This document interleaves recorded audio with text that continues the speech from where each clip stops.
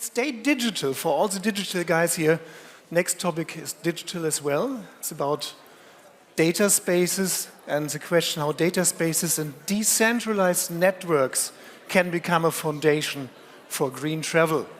And I think everywhere here at ITB we learn how helpful digital tools can be to make our industry tiny more sustainable.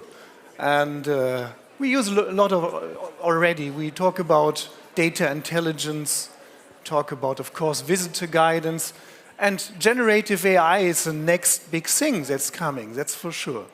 And this all helps to minimize our carbon footprint. And of course, we have another tool that can be helpful, it's travel avoidance, which is mostly second best, of course. But that's what we're doing right now, just because our next speaker has to be on remote due to travel restrictions. And I hope we get him online now, straight from Vienna. It's Günther Czabucznik, the president of the Data Intelligence Offensive in Austria. And now the big question is, do we have a line? Günther, can you hear me? And can we see you? Hello, ladies and gentlemen. Okay, we hear you. That's a great thing, Günther. Welcome at ITB. And now you're online as well. Good to see you, Günther. Awesome. As said, thank you. The idea is not to minimize the carbon footprint today, but you have a lot of travel restrictions, so you're remote today in Vienna. I hope you're doing fine. I'm fine, thanks. That's good. It would be awesome to be in Berlin at the moment, but nevertheless, next time I hope it will be on stage as well. We hope as well, absolutely. But good to have you on this way. I think we get our routine in using remote technology. Günther, before you start, we talk about data spaces, as I said already. I assume some of the audience don't know precisely what a data space is. Can you put it in a nutshell for us? Sure. I think the easiest way would be saying data spaces can prevent strikes of public transport. No, to be honest, that is one case. But data space is the possibility to share data, to combine data without having fear of knowing what's happening with my data. So the idea of the European Commission was to generate a layer beyond the big hyperscalers to share data and to increase the data economy. Okay, I think most of us are familiar with data sharing, and this is a new form about doing it. And I have to say, you in Austria do it pretty well, and that's the reason why I invited you to Berlin. Now you're in Vienna, but nevertheless, you have a great presentation, and we're looking forward to hear and to watch it. Thank you, Günther Czabucznik. Stage is yours, the virtual one. Thank you so much. Ladies and gentlemen, I am really happy to show you a little bit about my world of data. And please give me the next slide. What is it all about? In 2022, we produced about 64 zettabytes on data. That's quite a lot. But the IDC on my research told me in 2025 it's going to be 180 zettabyte per month. You have to know I am a computer scientist, and I really didn't know what is a zettabyte. So for this case, I have the next slide.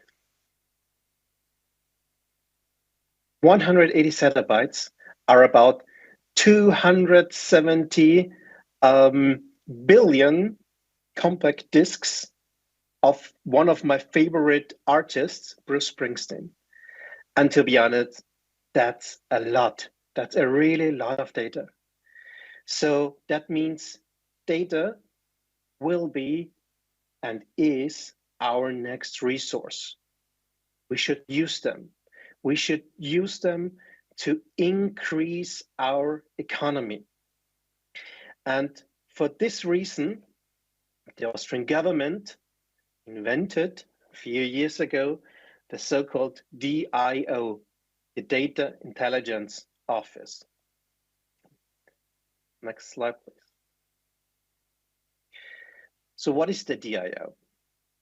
The DIO is a cooperation platform which connects stakeholders in Austria, but all over Europe along the data space relevant value chain. That means data producing companies, data processing companies, as well as data using companies. And all that surrounded by regulations, by the Data Governance Act, by the Data Act, the Data Market Act, the AI Act, and so on. So the idea is to have one platform in Austria to help the economy, the government, but everyone to get the most value out of data and data economy. Next slide, please. Who are we?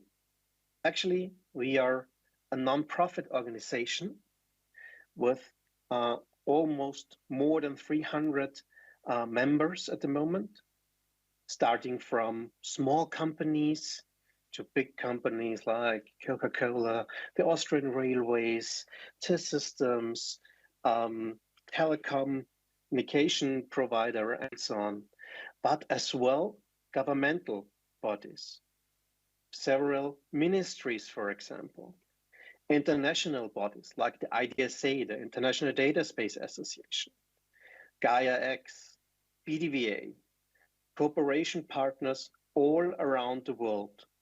And all this because data does not stop at the national borders. So that means we want to get more out of our data. And we want to help the Austrian economy as well as our neighbors as well to get the best value out of this idea. Slide, please. How can we do that? What is the most important thing when we share data? Or let it focus it the different way. Why don't we do sharing data more than we do at the moment? Actually, there's a lot of fear. There is the GDPR. No, we cannot share data. We should not share data. Data is a big value. I cannot give it out of my hands. To be honest, okay, then leave it in your backyard. Dig it deep in your cellar or in your backyard and don't do anything with that data. But then you will not get any value out of that. So the DIO does a lot of documentation on learnings how to share data. We do a lot of awareness. Please click again. We try to scale ideas. We try to do blueprints out of value chains, of use cases. And always, that's very important, with an impact. We don't collect data because of collecting data. We all want to have an impact, either an ecological impact, an economic impact, or social impact as well. Click as well. What we learned is that special domains, special markets speak special languages. The tourism domain speaks another language than the mobility domain, or the energy domain, or the weather domain, or the commerce domain.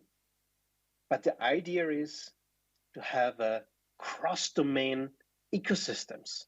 We want to connect the data on the one hand cross-border and on the other hand cross-domain. But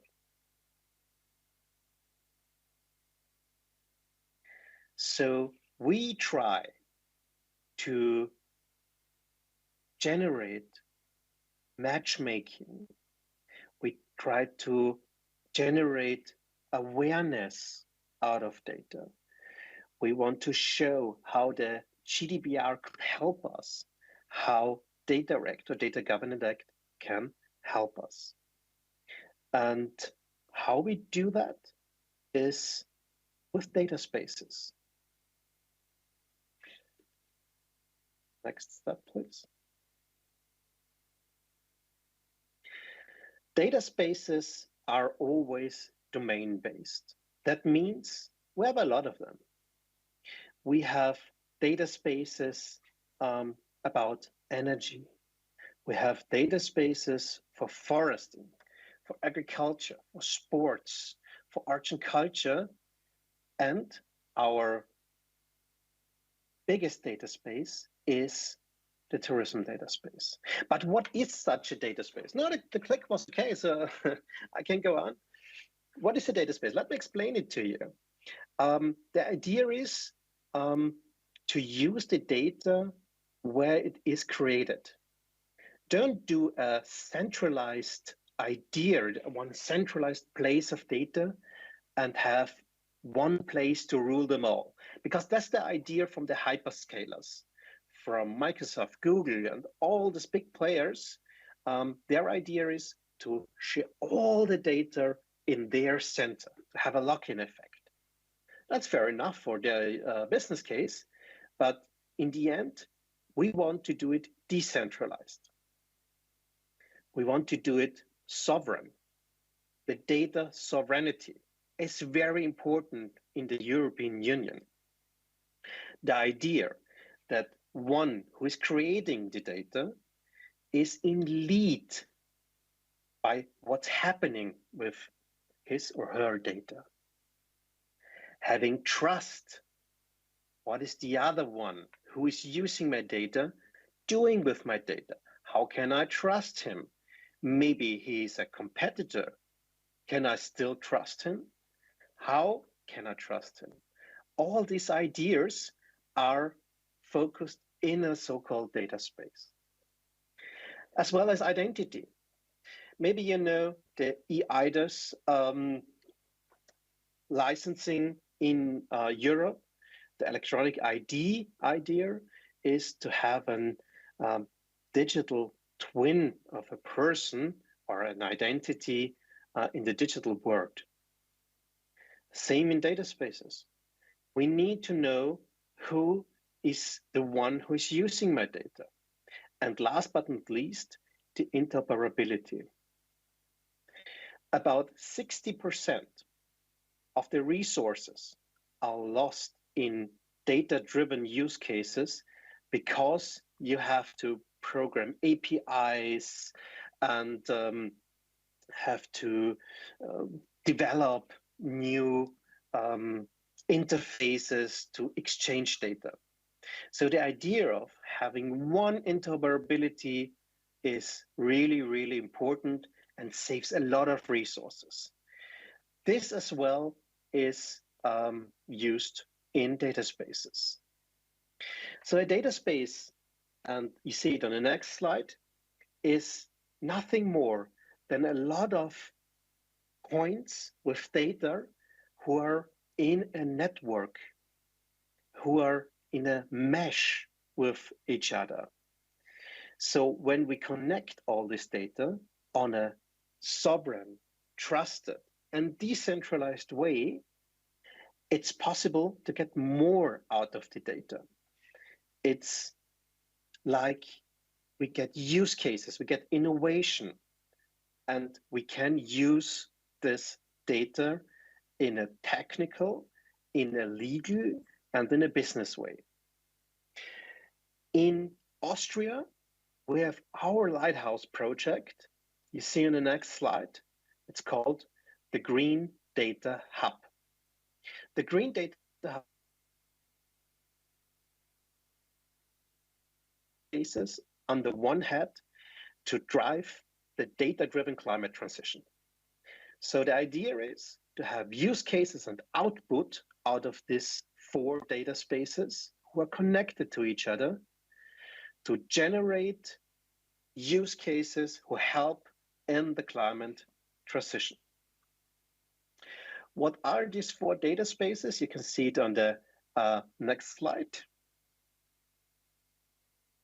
It's energy transition, mobility transition, circular economy, as well as the digital climate twin.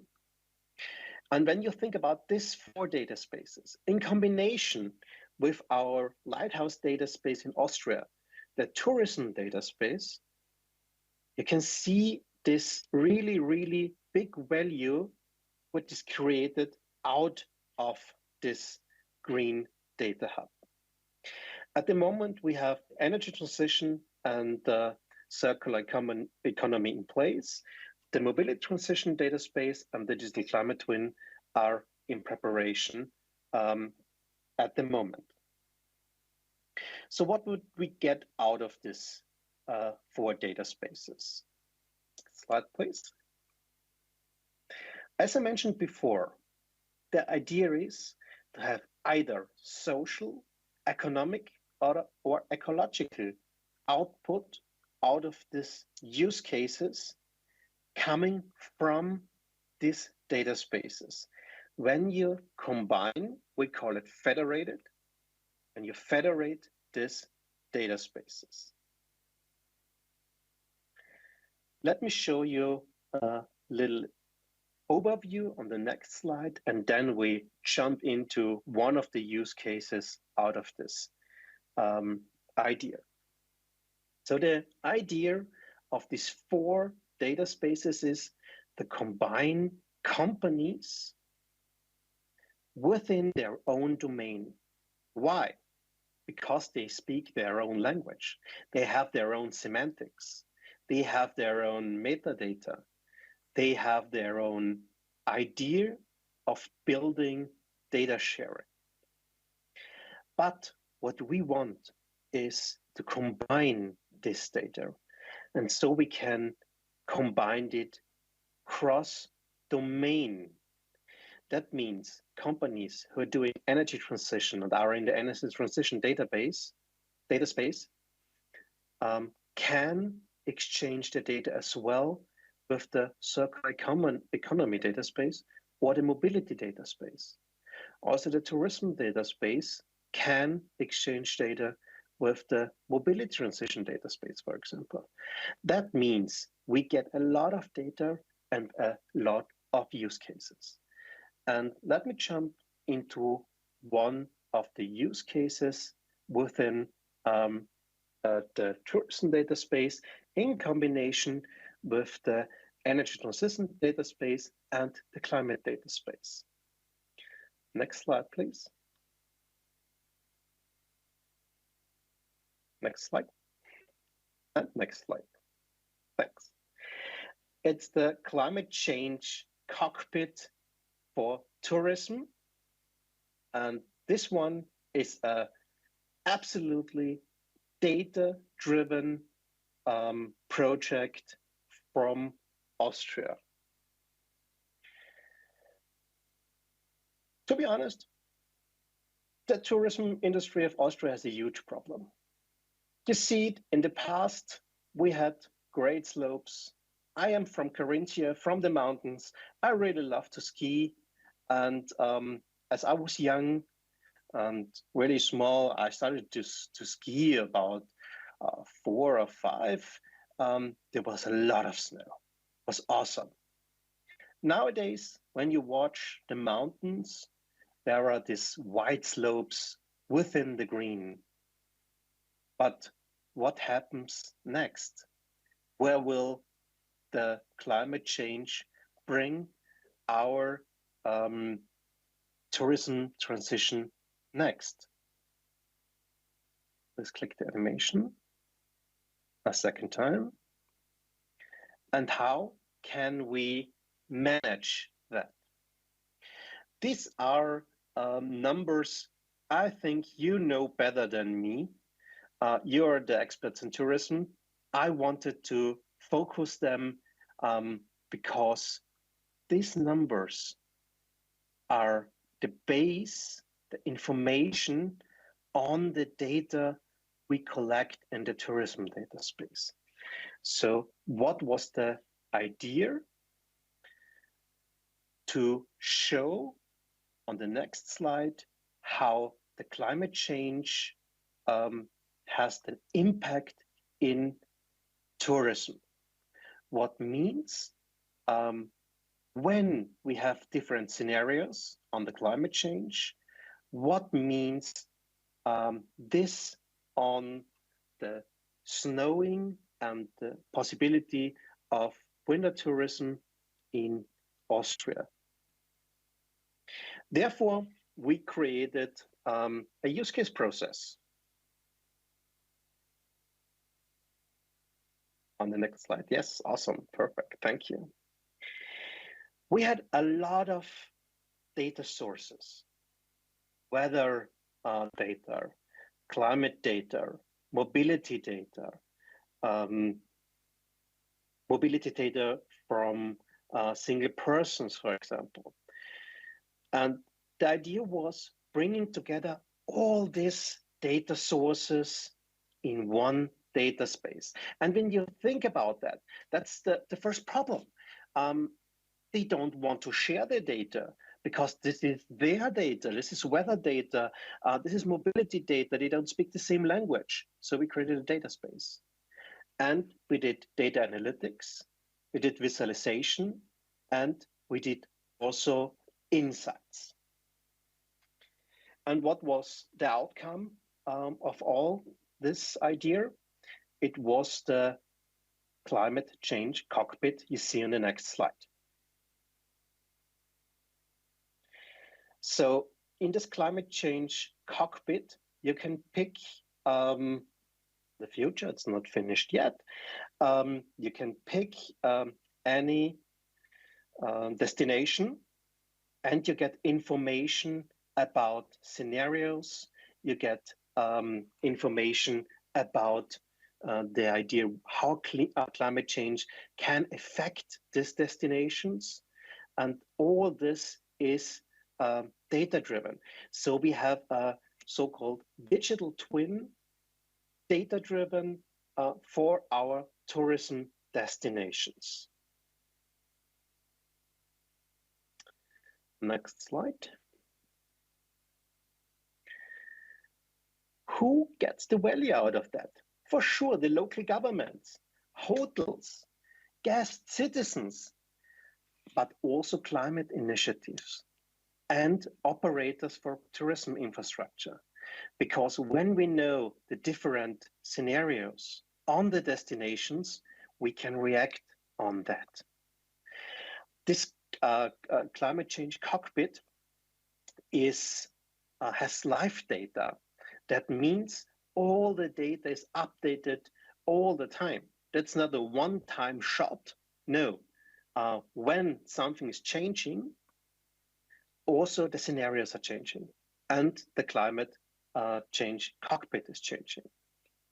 At the moment, we have a POC with 3 selected sea regions in Lower Austria and Carinthia, and in Tyrol and Vorarlberg, where we test this climate change cockpit. But the main idea is to show you one use case out of such a data space. We have a lot of more use cases, and when you're interested in, just reach out to me, come to Vienna, or when I'm able to do journeys again, I really would appreciate to come to you as well, to get in exchange, to talk about data spaces, to talk about the idea of sovereign and decentralized data spaces. You think my contact details on the last slide, and I am just in time and say thank you so much and have a great convention. If there are any questions, reach out now or afterwards by email.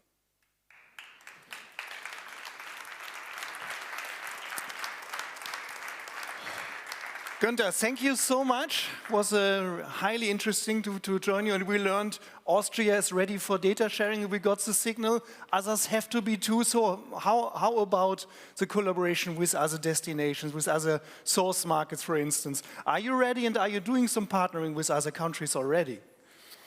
Absolutely, absolutely. We are actually at the point that we will do data sharing, especially with the mobility data space in Germany, because a lot of our guests in Austria are from Germany. So the idea is how to get them to Austria.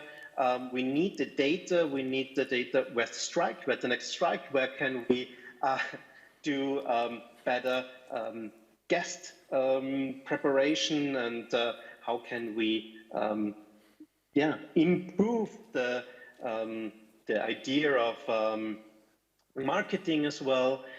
We do also cooperation with France, with Belgium. Hopefully there will be soon a data space for tourism as well in Germany.